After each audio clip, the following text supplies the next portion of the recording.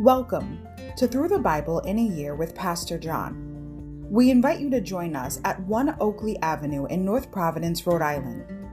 This podcast is presented to you by The Way Ministries, supported by listeners like you.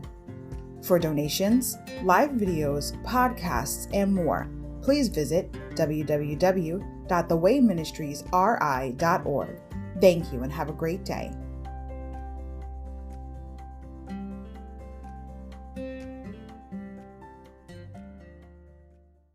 Hi, everybody.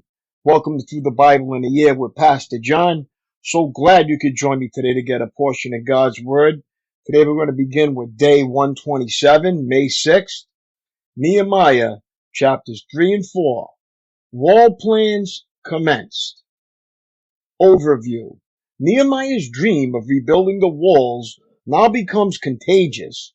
The people rise up in unison, trowels in hand, to begin repairing the 8 gates and more than 2 miles of wall surrounding the city. Nehemiah's strategy is simple but effective. He will give each person a vested interest in the work. To ensure both speed and quality of workmanship, he assigns each worker the portion of the wall nearest the worker's own house.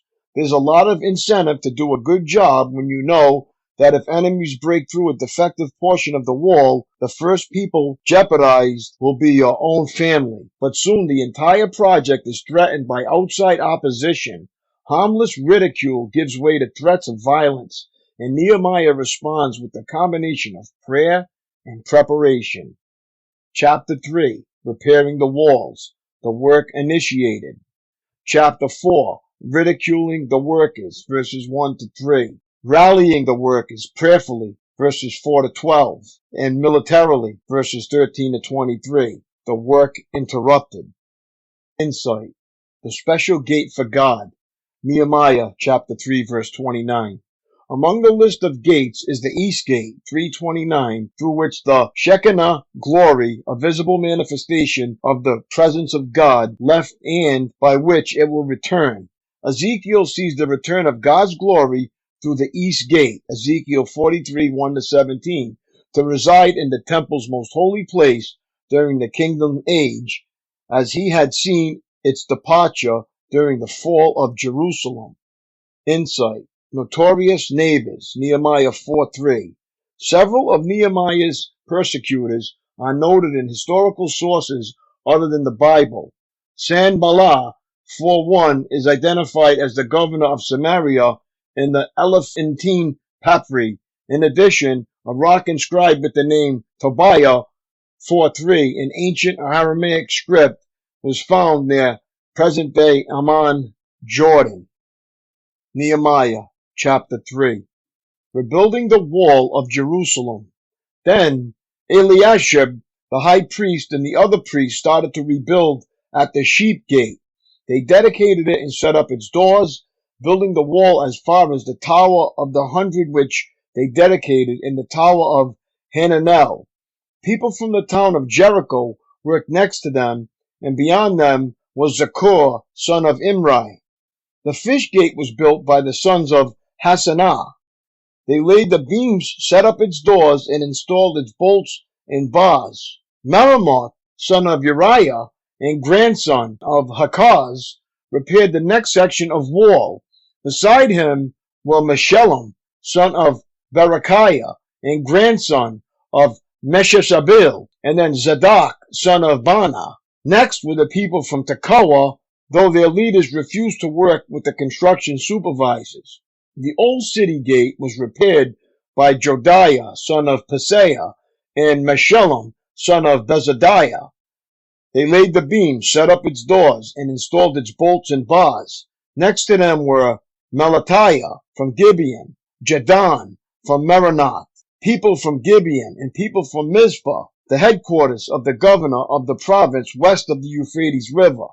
Next was Uzziel, son of Harariah, a goldsmith by trade, who also worked on the wall. Beyond him was Hananiah, a manufacturer of perfumes.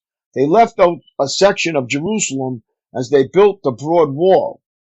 Rephaiah, son of Hur, the leader of half the district of Jerusalem, was next to them on the wall. Next, Jedediah, son of Haramoth, repaired the wall across from his own house. And next to him was Hattush, son of Hashabaniah. Then came Malchijah, son of Harim, and Hashub, son of Pahat Moab, who repaired another section of the wall and the tower of the ovens. Shalom, son of Heloesh, and his daughters repaired the next section. He was the leader of the other half of the district of Jerusalem. The valley gate was repaired by the people of Zanoah, led by Hanan. They set up its doors and installed its bolts and bars. They also repaired the 1,500 feet of wall to the dung gate. The dung gate was repaired by Malchijah, son of Rechab, the leader of the Beth Hakaram district. He rebuilt it, set up its doors, and installed its bolts and bars. The fountain gate was repaired by Shalom, son of Kol Hoseh, the leader of the Mizpah district.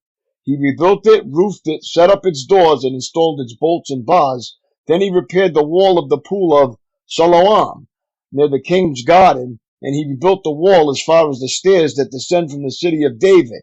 Next to him was Nehemiah, son of Azbuk, the leader of the half district of Beth Zur. He rebuilt the wall from a place across from the tombs of David's family as far as the water reservoir and the house of the warriors. Next to him, repairs were made by a group of Levites working under the supervision of Rehum, son of Bani. Then came Hashabiah, the leader of the half district of Kala, who supervised the building of the wall on behalf of his own district. Next, down the line were his countrymen led by Binnui, son of Henadad, the leader of the other half of the district of Keilah. Next to them, Ezer, son of Jeshua, the leader of Mizpah, repaired another section of wall across from the ascent to the armory near the angle in the wall. Next to him was Barak, son of Zabai, who zealously repaired an additional section from the angle to the door of the house of Eliashib the high priest. Meremoth, son of Uriah and grandson of Hakaz, rebuilt another section of the wall extending from the door of Eliashib's house to the end of the house.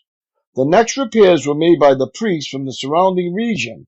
After them, Benjamin and Hashub repaired the section across from their house, and Azariah, son of Messiah and grandson of Ananiah, repaired the section across from his house. Next was Binnui, son of Henadad, who rebuilt another section of the wall from Azariah's house to the angle in the corner. Palal, son of Uzai, carried on the work from the point opposite the angle and the tower that projects up from the king's upper house beside the court of the god. Next to him were Pedaiah, son of Parash, with the temple servants living on the hill of Ophel, who repaired the wall as far as a point across from the water gate to the east in the projecting tower. Then came the people of Tekoa, who repaired another section across from the great projecting tower and over to the wall of Ophel. Above the horse gate, the priests repaired the wall. Each one repaired the section immediately across from his own house. Next, Zadok, son of Immer, also rebuilt the wall across from his own house, and beyond him was Shemaiah, son of Shechaniah, the gatekeeper of the east gate. Next, Hananiah, son of Shelemiah, and Hanan, the sixth son of Zalaph, repaired another section, while Meshullam, son of Bechariah, rebuilt the wall across from where they lived. Malchijah, one of the goldsmiths, repaired the wall as far as the housing for the temple servants and merchants across from the inspection gate. Then he continued as far as the upper room at the corner. The other goldsmiths and merchants repaired the wall from that corner to the sheep gate. Nehemiah chapter 4. Enemies opposed the rebuilding.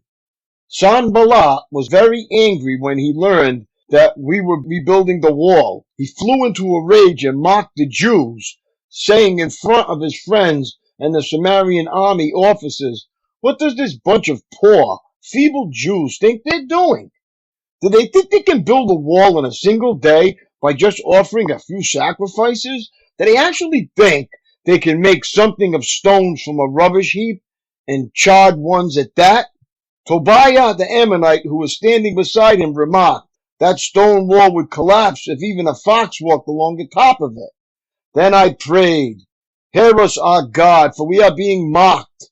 May their scoffing fall back on their own heads, and may they themselves become captives in a foreign land. Do not ignore their guilt. Do not blot out their sins, for they have provoked you to anger here in front of the builders. At last, the wall was completed to half its height around the entire city, for the people had worked with enthusiasm. But when Sanballat and Tobiah and the Arabs, Ammonites, and Ashdodites heard that the work was going ahead and that the gaps in the wall of Jerusalem were being repaired, they were furious. They all made plans to come and fight against Jerusalem and throw us into confusion. But we prayed to our God and God of the city day and night to protect ourselves. Then the people of Judah began to complain. The workers are getting tired, and there is so much rubble to be moved. We will never be able to build the wall by ourselves. Meanwhile, our enemies were saying, before they know what's happening, we will swoop down on them and kill them and end their work.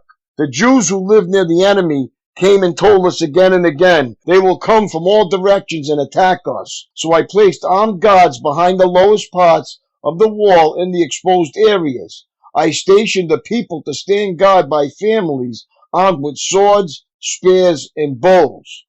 Then, as I looked over the situation, I called together the nobles and the rest of the people and said to them, don't be afraid of the enemy. Remember the Lord who is great and glorious, and fight for your brothers, your sons and daughters, your wives and your homes.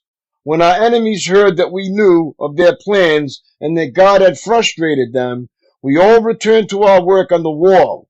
But from then on, only half my men worked, while the other half stood guard with spears, shields, bows, and coats of mail. The leaders stationed themselves behind the people of Judah, who were building the wall. The laborers carried on their work with one hand supporting their load and one hand holding a weapon. All the builders had a sword belted to their side. The trumpeter stayed with me to sound the alarm. Then I explained to the nobles and officials and all the people, the work is very spread out, and we are widely separated from each other along the wall. When you hear the blast of the trumpet, rush to wherever it is sounding, then our God will fight for us. We worked early and late from sunrise to sunset, and half the men were always on guard. I also told everyone living outside the walls to stay in Jerusalem. That way, they and their servants could help with guard duty at night and work during the day. During this time, none of us, not I, nor my relatives, nor my servants, nor the guards who were with me, ever took off our clothes. We carried our weapons with us at all times, even when we went for water. My daily walk. Pray like it's up to God, then act like it's up to you. Those words are found nowhere in Scripture, but they contain more than a little truth. Over and over, God has told you to take your problems and anxieties to Him. Don't worry about anything. Instead, pray about everything. Tell God what you need and thank Him for all He has done. Philippians 4:6. Like Nehemiah, express your request to God immediately. But once you have prayed through your problems, don't expect angels to finish building your walls. Pick up your trowel and finish the job God has given you. Work hard, for God is working in you. Philippians 2:12-13 is a great balance to live by. Pick a situation in your life that needs prayer coupled with preparation. Pray it through, work it out, and share it with a friend or family member. Too many people pray like little children who knock on doors, then run away. So true. That's all for today, my friends. It was great reading along with you. Keep up the good work, and God bless. And I will see you tomorrow. Lord willing. Peace.